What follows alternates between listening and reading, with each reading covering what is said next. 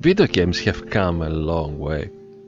They are not just about fast reflexes or leveling up anymore. These days, they tell deep and emotional stories. We get to know the characters, really know them, their backstories, their dreams, their flaws, and in the process, we often reflect on our own lives. How would we react in the same situation? What lessons can we take away? Sure, it's fun to imagine how we will survive a zombie apocalypse. We have all mentally prepped, haven't we? But sometimes, in between the action and the thrills, games hit a little closer to home. Take God of War, a game where you are not just fighting monsters, you are exploring what it means to be a father. And not just any father, but a good one. Hello, this is George, a counselor and psychotherapist. Welcome to Unspoken. In this channel, I talk about men's mental health, fatherhood, grief and loss, and religious trauma. If you are new here, please consider subscribing. Kratos and Atreus, a father and son journey. Kratos, the main character, is known as the God Slayer. He's a Spartan warrior with a violent past, even having killed his own father, Zeus. Now, much older and having lost his wife, he is left to raise his son Atreus alone. It's clear from the start, Kratos doesn't want his son to grow up to be who he used to be. He wants a different life, a better one. But as we learn in the book, It Didn't Start With You by Mark Woolley, running from the past doesn't erase it. If you don't face it, it finds a way back. What's beautiful about the relationship between Kratos and Atreus is that it feels real, messy, complicated. It's not a one-way street. Kratos begins the story closed off, stoic, emotionally distant.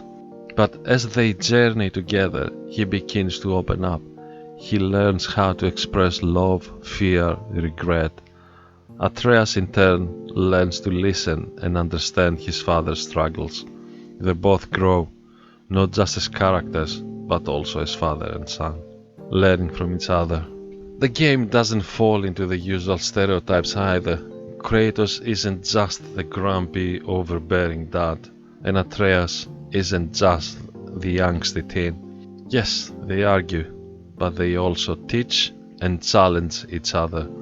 They help each other become better versions of themselves. It's a reminder that the parent-child relationship is a two-way street.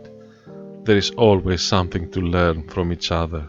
As Atreus starts to understand who he is, part god, part giant, part mortal, he begins to believe he's invisible. He says, "We are gods, we can do whatever we want." It's such a perfect depiction of adolescence. That point where many kids start testing boundaries, figuring out their identity. And Kratos, he's trying to guide him, protect him, and figure out how to be a dad all at once.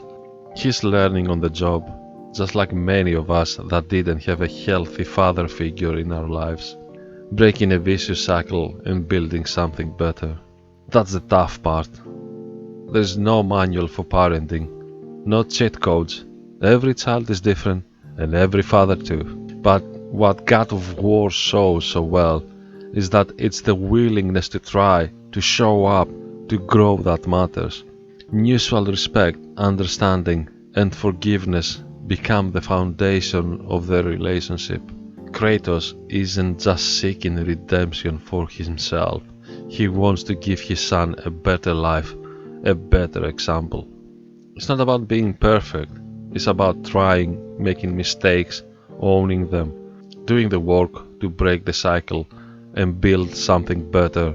That's what being a good dad is really about.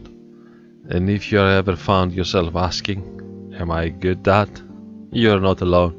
Just asking the question means you care, and that's a powerful start. Games like God of War remind us that we all carrying something. Sometimes it's grief, sometimes it's guilt, sometimes it's just the fear of not doing enough. But we don't have to carry it alone. Working with a counselor can be a great space to unpack those feelings, work through all patterns and explore how to be the parent and person you want to be. God of War might be one of the best video games ever made, but it's also so much more. It's a story about healing, reconciliation, and the very real, very human journey of learning how to be a good dad.